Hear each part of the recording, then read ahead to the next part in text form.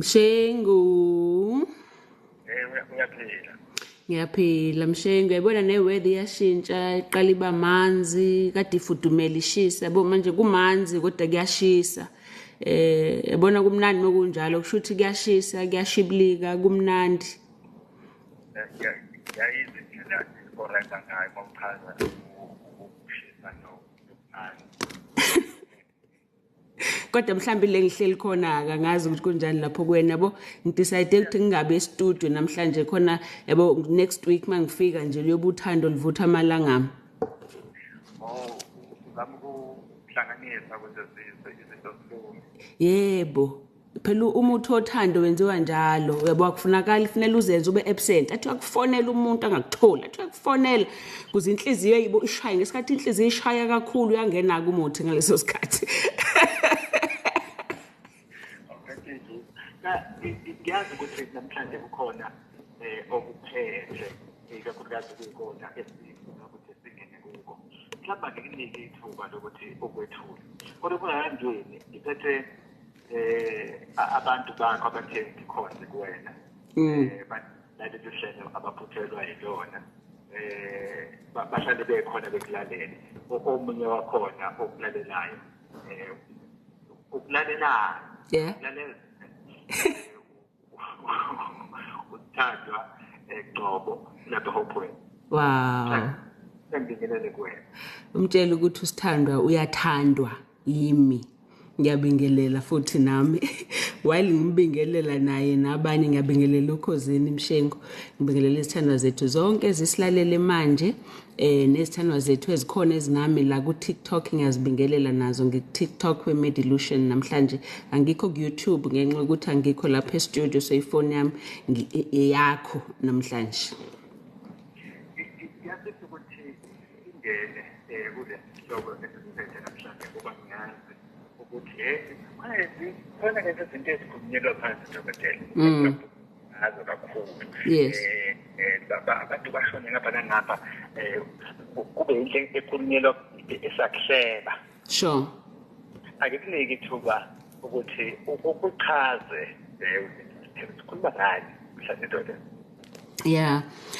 Ihloko esikhuluma ngaso namhlanje Mshengu I think ihloko abantu abaningi mhlambe into ebaphathayo kodwa abakaze bekwazi ukuyibona ukuthi iyini abanye bakubona kuyinkinga kodwa abaz understand or umuntu ayibona ukuthi hayi umthetho wami kanti kuyisimo thina ezodokotela sithi umuntu o-asexual. Umuntu onjani ke lo umuntu o-asexual? Umuntu o-asexual Mshengu kusuke kuumuntu onganayo udaliwe nje akanayo nje inkanuko yomdavazo akanayo inkanuko yasekameleni. Okay?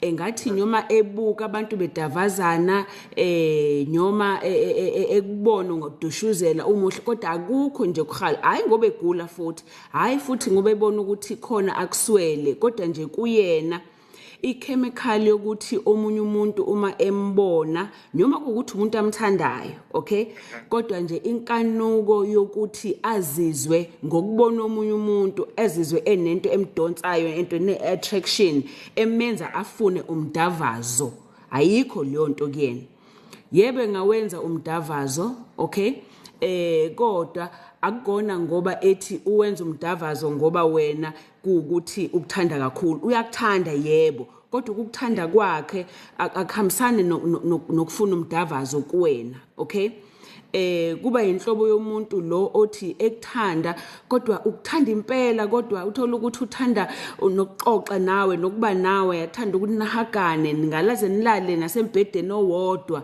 kodwa uzowenza umdavazo ngoba enzela wena kodwa kuyena abukho nje into emkhalisayo ukuthi athi uhalela ukuthi enze umdavazo nawe nomunye umuntu ebekuthanda enjalo kodwa ukukhala nje nenkanuko yocansi isuke ingekho kuyena lo muntu ne so bayaba kuma relationships labantu ama relationship okuzwana bagane njalo njalo kodwa ukuze umuntu ipartner wakhe ethi umthetho wakhe vele nje akaluthandi yabo ucansi or akawuthandi nje umdavazo o uba inhlobo yomuntu Mshengu ozothola ukuthi akacabangi nje ukuthi akakusukele nje if anwenzile umdavazo nawe uthulile ujabulile futhi uthulile akaboni futhi inkinga hayi ngoba ekuzonda umdavazo hayi ngoba ekuzonda wena kodwa uright ungekho umdavazo uright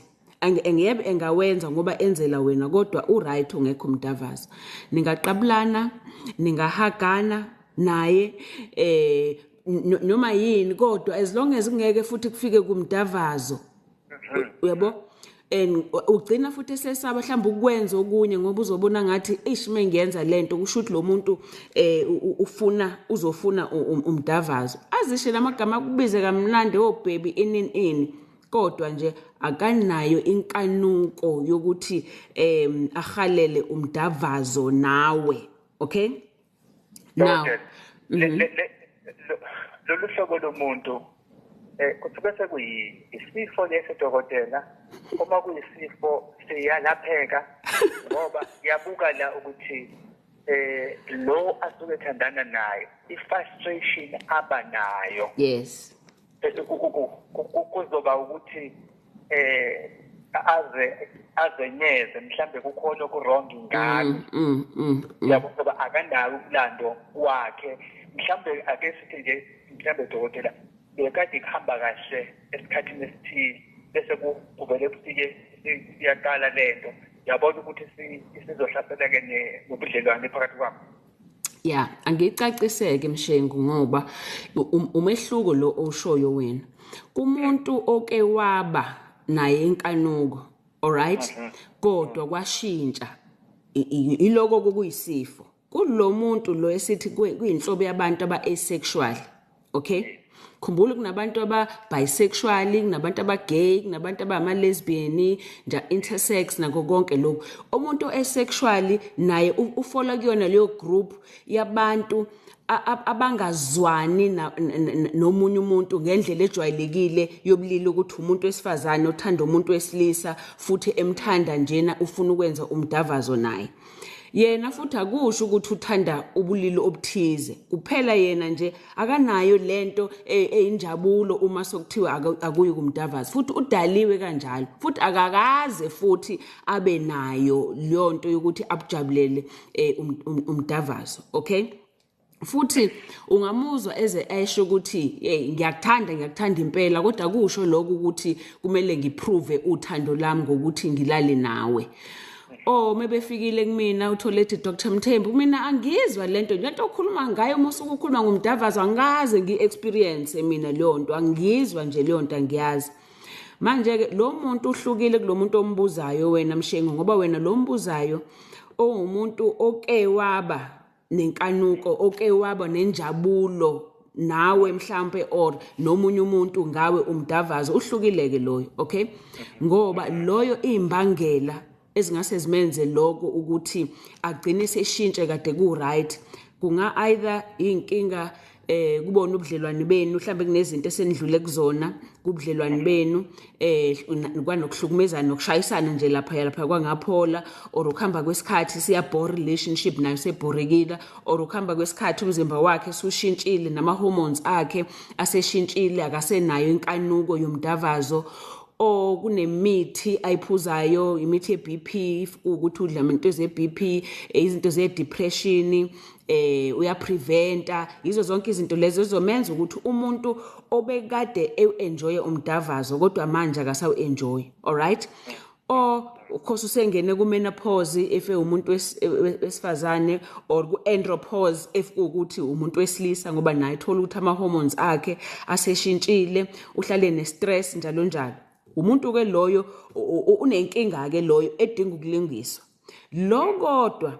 uzomgana kodwa awazi wena ukuthi unale nkinga yakhe ewuye and kuyena uright ngalento ayiyona ngoba lo onenkinga leyo kade uyibuza wena uyayibona naye inkinga uyafuna na ukushintsha ukuthi hey man ngangi-enjoya mina umdavazo before kwakumnandi kodwa manje angisezwa so iyamhlukumeza kwayena leyo nto ngale kokuthi nawe iyakuhlukumeza okay but naye iyamhlukumeza lo kodwa asexual lalela umnandi usebenza kude uright ukuthi uyakuthanda yebo uyakukhumbula uyahalela ukuba nawe kodwa uya-enjoy kwaloko ukuthi une-space sakhe usebenza kude anibonani kuthi la uma mhlambe nikubudlelwane lapho enibonana khona uthola ukuthi nokucasukelana yebo niyathandana kakhulu kodwa into enixabanisayo and anazi nina nobabili ukuthi nixabaniswa yini umdavazo ukuthi wena ufuna umdavazo yena akawufuni and uright futhi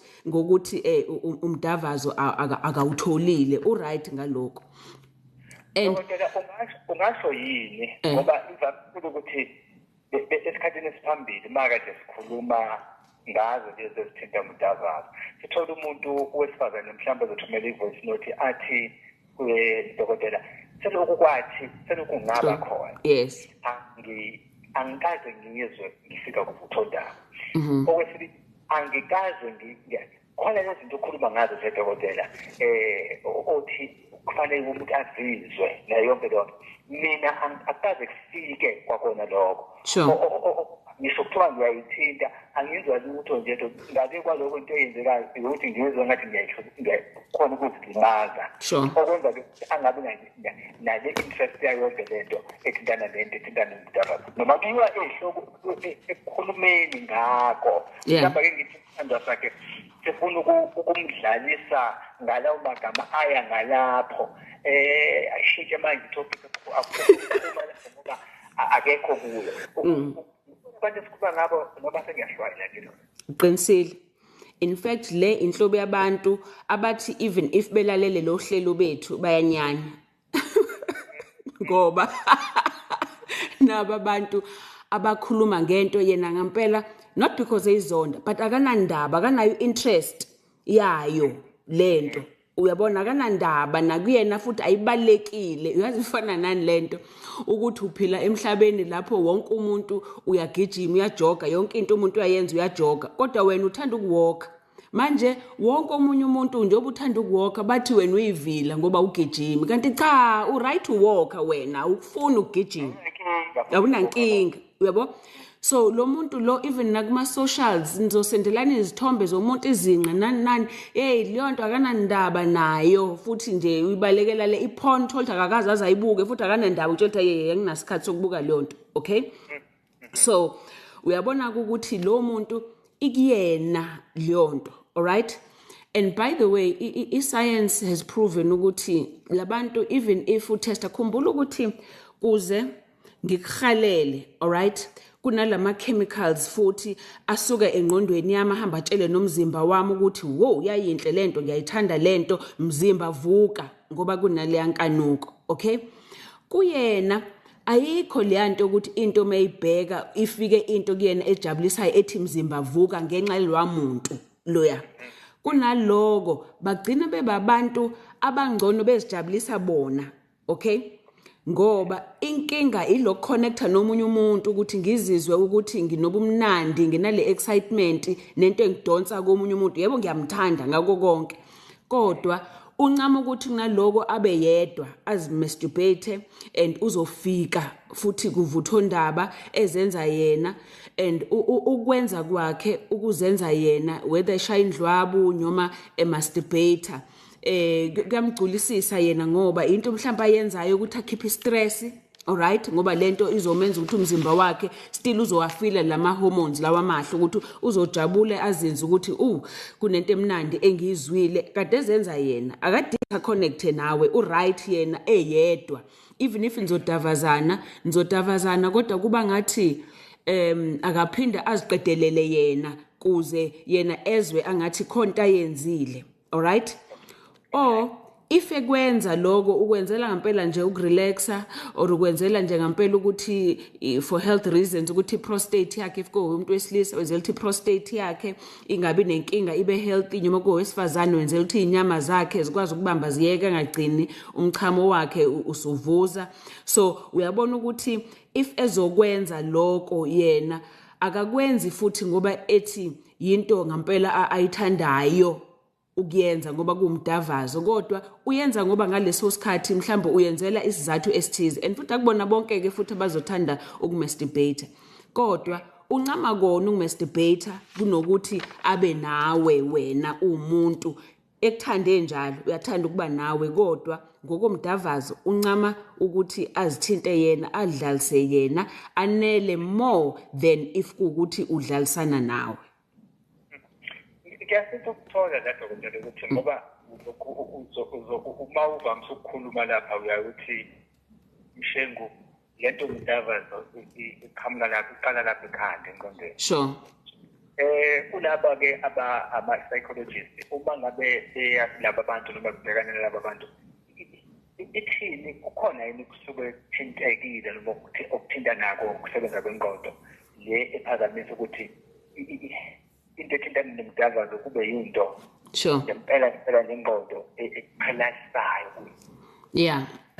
Look, scientifically if labantu betestwa ngoba khumbula futhi ukuthi le into ebekade engakaze istudishwe kakhulu so science. I think nje ngabo 1940 ilapho kwaqala khona ukubonakala ukuthi hawu kunabantu ngempela abangawenjoy umdavazo bangawenza nje abawuzondi kodwa akusho lutho ukubona into yomdavazo abawenjoy, okay?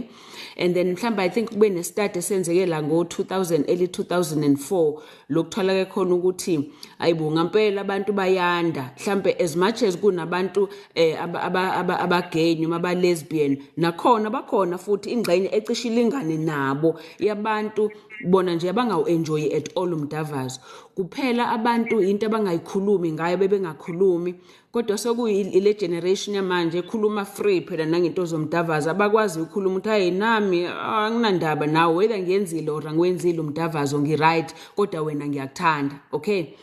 Now psychologically labantu baba abantu ozothola ukuthi even if unawe nayenza umdavazo engagcine wenzela wena, all right? But kuyena ayikho lento ye pressure yokuthi kumele aperforme, okay? Ayikho lento ye pressure yokuthi kumele ngiwenze umdavazo kumele ngimjabulise omunye umuntu ngoba ayibalekile kuyena. Into ebalekile more kuyena ukuthi niyazwana ngokwengqondo niyachallengeana nama goals ndawonye mhlambe niyabonda spiritually niyabonda icompany uyaenjoy icompany yakho njalo njalo but ayikho leyo ukuthi sexually futhi kukhona ubumnandi engizokuzwa. But isithe also science if si-checker ama-brain scans abo labantu ne sithola ukuthi ama-hormones awo laba okuvukelwa o-testosterone o-estrogen njalo njalo right, okay? Akukho ukuthi khona ama-hormones angekho right kuphela kubona le message esuka engqondweni ngomdavazo ethi jabula zuza yizwa ubumnandi yizwa ukuba excited ngomdavazo ayifiki leyo message kubona. So nyoma kuukuthi ningenza izinto ayikho lento yichala lokuthi imnandi lento ngiyaenjoya ngizozuza into ethize, so ayikho leyo message kuyena ayifiki. In fact iningi labo baba ilabantu ukubona ngeke ngakhuluma ngento ye ADHD yabona labantu okuthiwa almost autism, not ukuthi une autism but ngendlela ingqondo yakhe ewayirisheke ngayo, okay? Ukusensa akasense njenganami nawe so nginokwemizwa yakhe ngeke izifane, okay?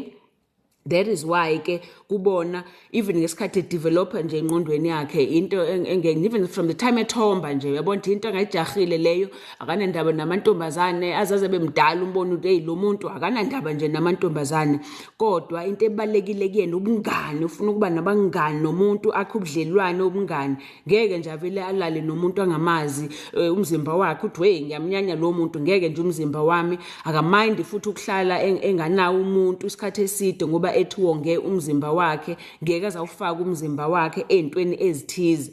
So uyambona ukuthi lo muntu useyazisave futhi nakwizifo usave entweni eziningi ngenxa ukuthi uyilo muntu lo ofuna yonke into ukuthi ayiplane ngeke avela lale nje nawe ngoba akanayo yena leyo nto yenkanuko yomdavazo, okay? So you know imbali uzoyinuka imbali ukuthi iyanuka kodwa wena uyizwayo ukuthi iyanuka omunye umuntu athi hayi imbali nje angizwa mina ukuthi iyanuka akusho ukuthi u-right or u-wrong lo muntu but indlela yakhe-ke ngayo akayinuki yena le mbali wena oyizwayo uyibona ngathi yinhle akakuboni yena lokho ukuthi yinhle leyo mbali nokuthi inuka kahle mhlawumbe angayibona ukuthi yinhle uthi uyayinhle leyo nto but uyibukela le akayibukeli ukuthi kube yakhe akayibukeli futhi ukuthi lento ayi-enjoye uyibukela nje ukuthi hayi unomzimba omuhle lo muntu hayi izinqa zakhe zinhle hayi umphambili wakhe unje kodwa hayi ngoba ethi uyayihalela leyo nto na uyayibona-ke leyo nto ukuthi kubudlelwane-ke sunokubudlelwane nalo muntu ukuthi kwawena sigcina manje leyo nto izokwenzela i-frustration enkulu mhlawumbe uzogcina suphumela ngaphandle phela ngoba uthi wena hayi vele le khaya umama le khaya noma ubaba wale khaya akanandaba nalento kanti wena umzimba wakho uyayifuna sugcina siyonakala-ke i-relationship yenu ngoba lo muntu unale nkinga ukuthi kwayena nje umdavazo yinto angayinakile and yinto angayithandi.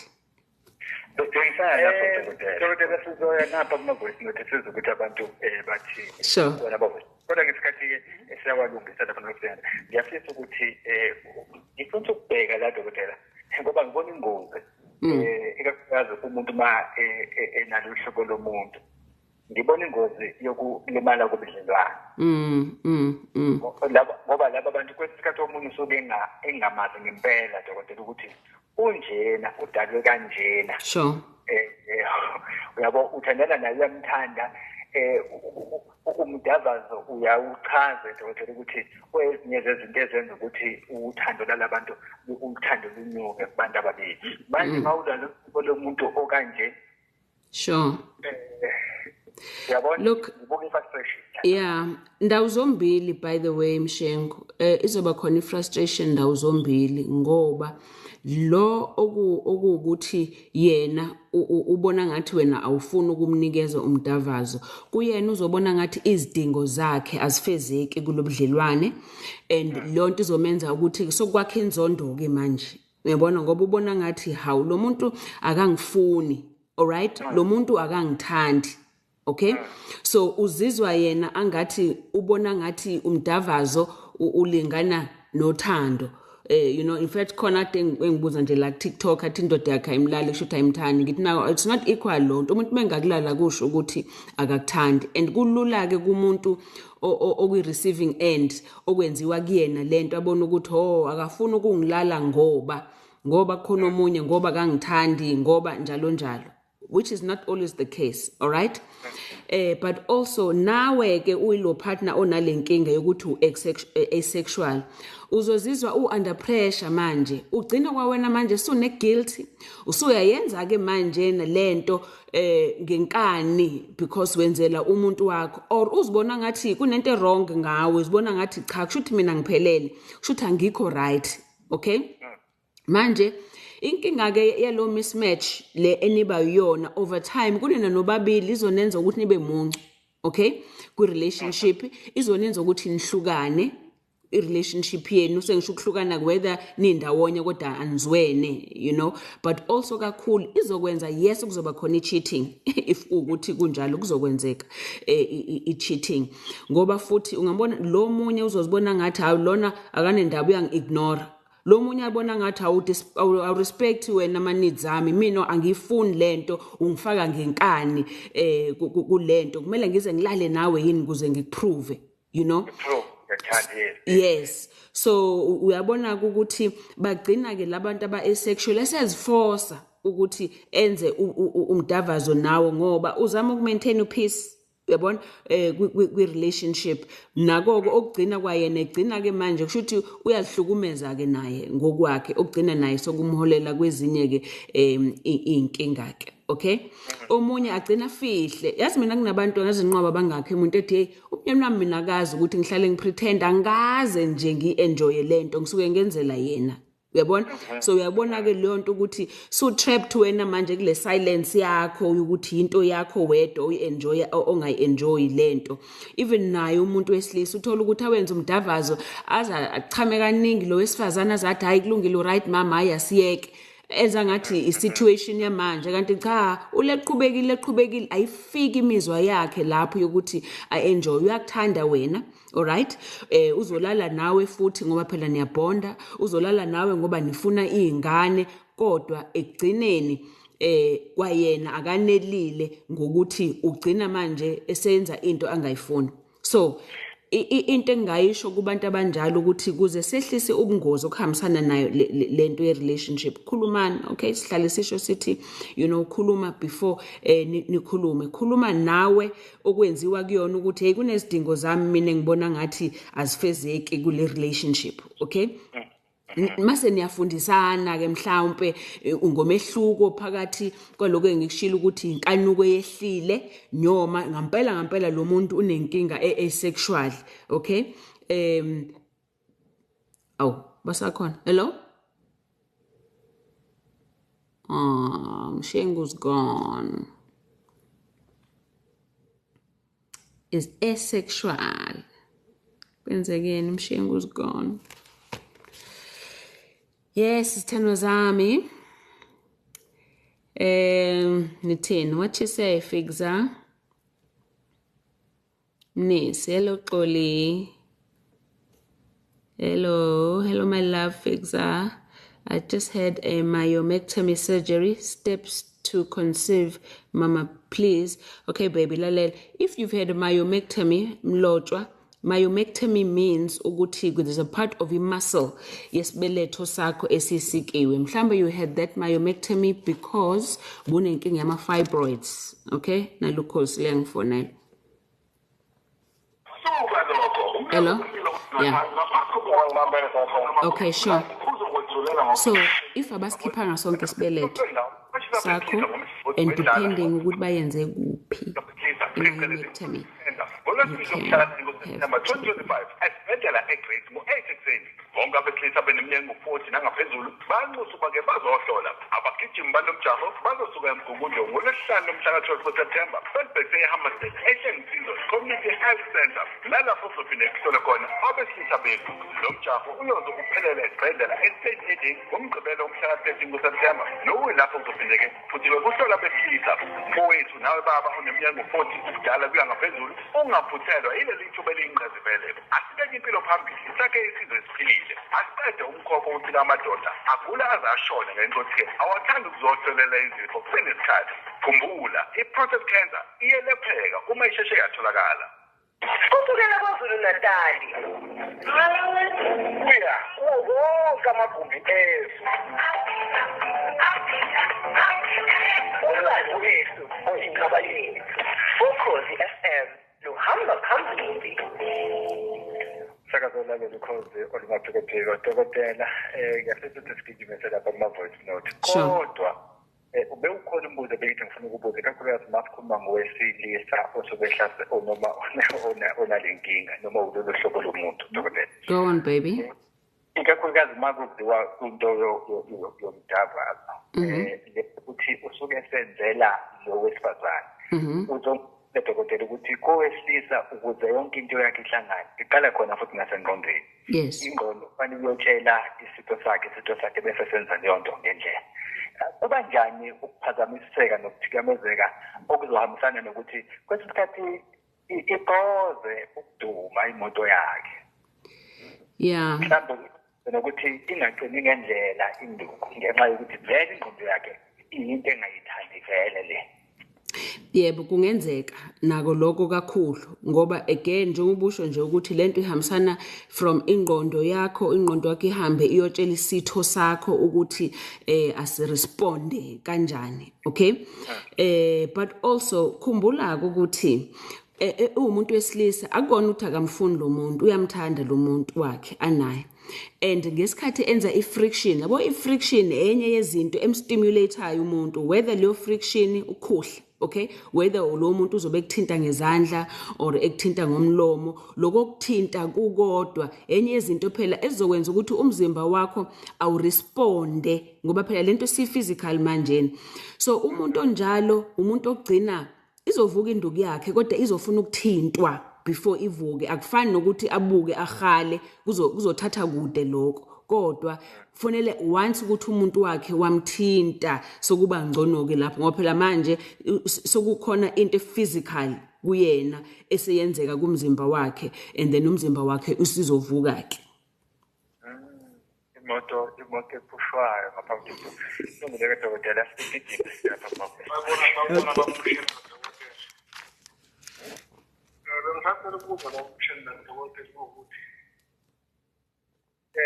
nginenkinga la induku yami iyavuka ngithi nyaka uyishone phansi bene angizazizwa ngihalela angathi ngingadamba manje nje yazi ngiphathe kabi lokho ngoba noma manje phela ngathi siyalapha manje ngoba lento yami vele iplani isekhanda ngiphethe phansi nakithi ngiyakona hayi kushona phansi mangabe kwenzekile kuyathula ukuqina ukuthi ngishayele owaleyo emva kwalokho kuphindeke inyakazi kuyaye ngilambele dokotela ngiyaphila bengicela ukubuza kudokotela ukuthi kunomngozi omngakanani ukwenzeka lokho ngoba nje ngizocela ukuba anonymous kwenze ukuthi abanye abantu akunendaba naye umuntu unendaba nawe uyedwa eningi bese kube labo sibathola kulezi zindawo yibo-ke nabo abanye abangenza ngathi ngahalela lento kodwa nje nomunye umuntu okhona ukuthi umuntu engiphila naye kodwa nje abanye nabanye engiphila nabakhoneki kunomali for me.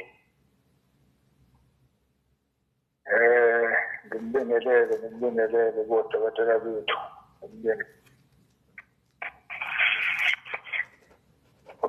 kuhle mshini kuhle lokukhalako yanibikelela wena nodokotela dokotela nawe mshini yabona le ndaba le yokuthi umuntu uma nenza umdazazo or azizwe ngathi akanelisekanga ajabulise ukuzithintathinta leyo mina angeke ngiphike ngingaba naye umuntu onjengaloyo azi lento besiyenza kahle kube mnandi kodwa nje masiqeda somthola ubhizi yazithintathinta ngaze ngabuza ngathi kanti kwenzakalani wathi lutho kodwa nje umbona nje ukuthi ubhizi uyazithintathinta yena lento ngathi yena bekayi-enjoy cela ukuthi ngingazisho igama anonymous ngila eMalahleni eWitbank ngiyabonga Dr. Lami. Dokotela ukwazile uzwile thanda zakho phebula khe okuphike manje lokho kuhlekayo uningi lapha dokotela kodwa ke kuphendula nazi inkinga kukhona lo onenkinga yenduku evukayo esevuka sanyoka iphakamisa ikhanda kuye ngishone phansi. Yes. Look, ngicabanga ukuthi sike sakhuluma ngayo leyo but if induku yenza njalo akuyona inkinga leyo yale topic esikhuluma ngayo ukuthi asexual but ngizongena ukuthi yini ebanga lokho, okay? Khumbula ukuthi kuzinduku ivuke kumele ithola ukudla kwayo okuyigazi, okay? Uma iwa induku kusho ukuthi igazi lelo liyaphuma, okay, emzimbeni ayilitholi. So izinto ezingakubangela nje igazi either yilona igazi himself liyasinda, okay, induku kwayona iyasinda, ithi miphakama isindo mase vele iyadedela, okay, or imthambo yakho kwayona ibuye ivaleke. Now izinto ezobanga ukuthi imthambo yakho ibuye uvaleke, for example mase zigcina seziaffecta ukugijima kwegazi, kusho ukuthi igazi alisayi manje endukweni mase vele iyawa kade ivukile. Izinto ezifana no BP, ushukela, ukuvaleka kwemthambo either uyabhema or udla kakhulu ukudla okunamafutha, zonke izinto lezi ezenza ukuthi ke ini manje igazi alisafiki kumphambili wakho. Unenkinga yemthambo yemizwa etshela induku yakho ukuthi hey kusamnandi la. If induku yakho ayitholi imessage ethi kusamnandi la izowa, okay? So yini leyo engenza lokho ukuthi imthambo yemizwa ingafiki kwinduku yakho? Umuntu onenkinga yeqolo, umuntu oke wenza ioperation esinyeni sakhe noma kulona iqolo lakhe, okay? umuntu oneyinkinga mhlawumbe futhi nabantu abadrivayo isikhathi eside uhlala ehleli uzoba nenkinga yeqolo izomenza lokho. Umuntu onenkinga yezinso, khumbula ukuthi izinso ziyakhulumisana nomphambili as well. Enye into futhi engakwenza ukuthi induku ithi kade ivukile iwe umuntu wesilisa, if ihormone yakho lesilisa yehlile, i-testosterone, kuzokwenzeka lokho, okay, ibe weak.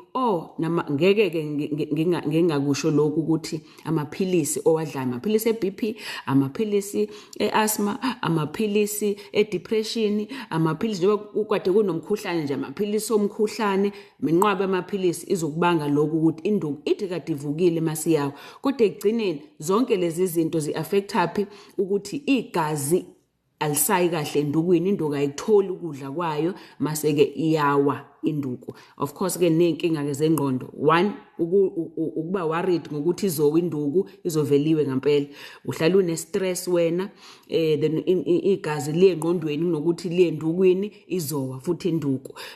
Ubheka kakhulu iporn wena, usebenzisa into kakhulu into eze-porn, manje sugcina umzimba wakho usuba stimulated ngonto oyibuka kwi-screen more than into oyibuka in real life. Isiyajwayela ukuthi hayi mina uTikTok ongenza ngibe turned on.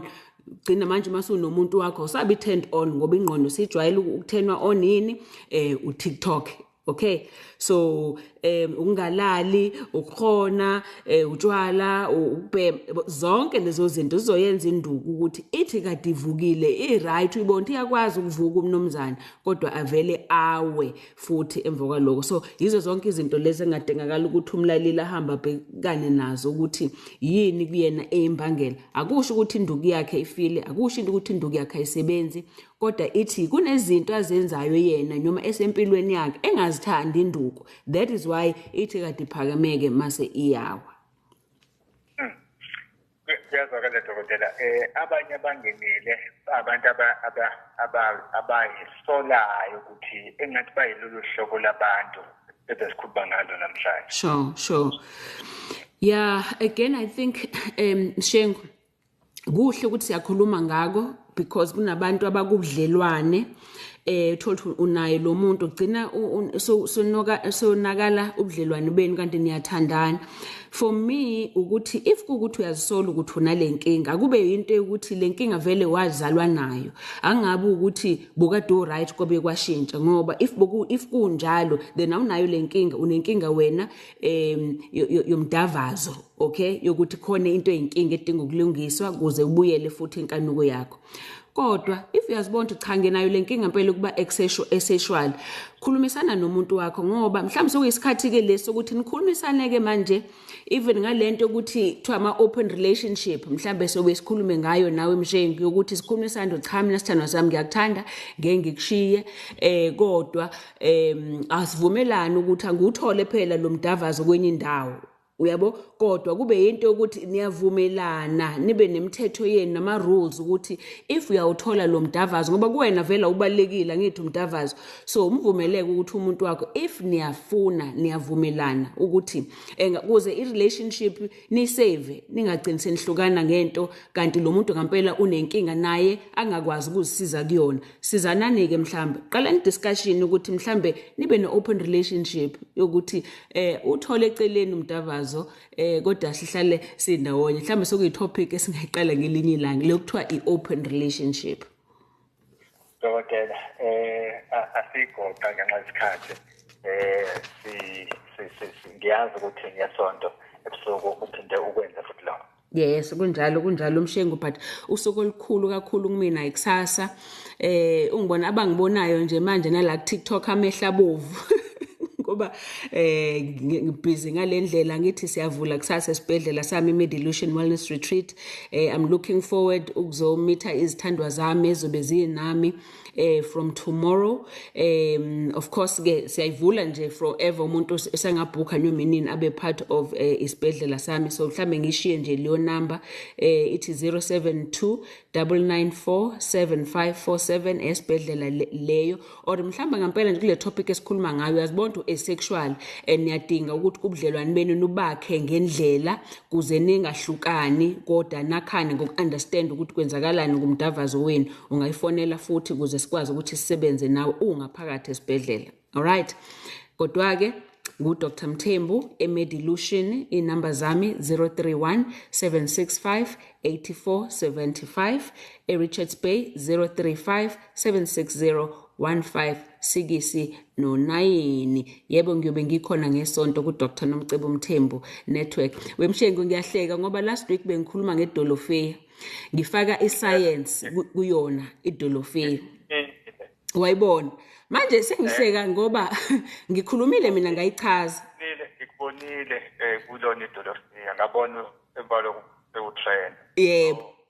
Kodwa manje ngihlekisa social media kukhona sebeyijika inkulumo, ngiuchaze kahle, sebethi ngithe mina idolofeya ikwenza wenza ama round amaningi, ngathi na hayi ke